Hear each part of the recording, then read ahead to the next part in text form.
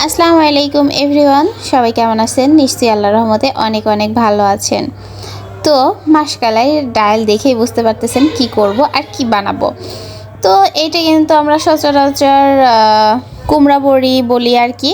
তো আমার মনে হয় যে কুমড়ার থেকে যেহেতু ডাউল বেশি, তো ডাউলের বড়া বলাটাই বেশি উত্তম নাকি। তো যাই হোক, ডাউলের বড়া বলেন বা কুমড়া বড়ি বলেন, এটাই বানাবো আর কি। তার জন্য প্রথমেই আমার লাগবে মাসকলাই। তো মাসকলাইয়ের জন্য আমি এ বাজার ও বাজার খুঁজতে খুঁজতে অবস্থা খারাপ, কোথাও না পায়ে পরে টঙ্গী থেকে নিয়ে আসছি।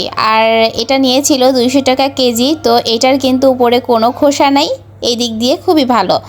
তো প্রথমেই আমি ধুয়ে পরিষ্কার করে নিয়ে তারপরে ভিজিয়ে রেখেছিলাম, তাও 5-6 ঘন্টা।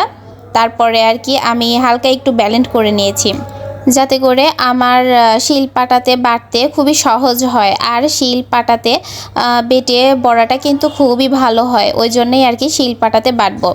আর আমি যখন বাটতে বসলাম তখন রাত বাজে 12টা। তারপরে আসলো বরমশাই এসেই বলতেছে, তোমাকে কি হেল্প করতে পারি? তো আমিও ধরাই দিলাম চাল কুমড়া।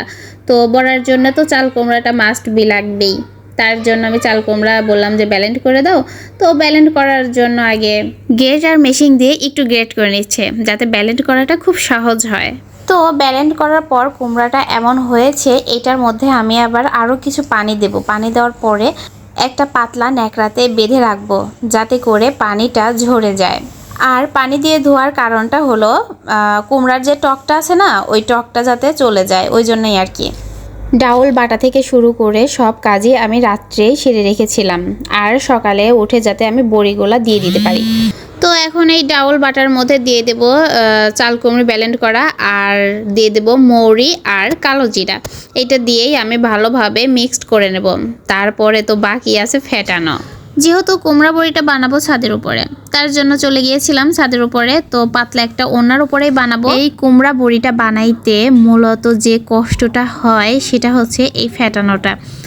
আর আমি তো অল্পই ফেটাইছিলাম, এই যে আমার মেয়েও ফেটানো লেগে পড়েছে, আর আমার বড়মশাইও। কুমড়ো বড়িটা বানানোর জন্য যত ফেটানো যায় ততই কিন্তু সাদা হয়, আর কুমড়ো বড়িটা অনেক অনেক ভালো হয়।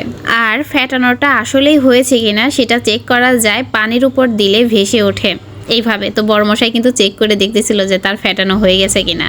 তো আমি কিন্তু কুমড়া বড়ি ভালো একটা বানাইতে পারি না, কারণ শাশুড়ি আমার সাথেই প্রতি বছর বানাই। এবার আমি যেহেতু বাড়িতে যাইতে পারি নাই, ঢাকাতেই আছি, ওই জন্য বানানোও হয়নি। তো বড়মশাই বলতেছিল যে দেখি আমারটা কেমন হয়। তো এই যে অবস্থা দেখেন, আমিও যে ভালো বানাইতে পারি তাও কিন্তু না, যেমন পারি তেমনই ভালো। কারণ তাও তো বলতে পারবো যে নিজে বানিয়ে খাচ্ছি, এই আর কি। আর কেনাটা তো খাইতে একদমই ভালো লাগে না। আর এই কুমড়া বড়িটা কিন্তু আমার বলেন বা আমার বরমশাইয়ের বলেন, দুইজনেরই অনেক পছন্দের। আর শীতের সিজনে এটা খাবো না তাই আবার হয় নাকি। শুধু এই কুমড়া বড়ি বানানোর জন্যই রাত 2টা পর্যন্ত আমি বরমশাই দুইজনই অনেক কষ্ট করেছি। যাই হোক, পরিশেষে হইলো। সবাই ভালো থাকবেন, আল্লাহ হাফেজ।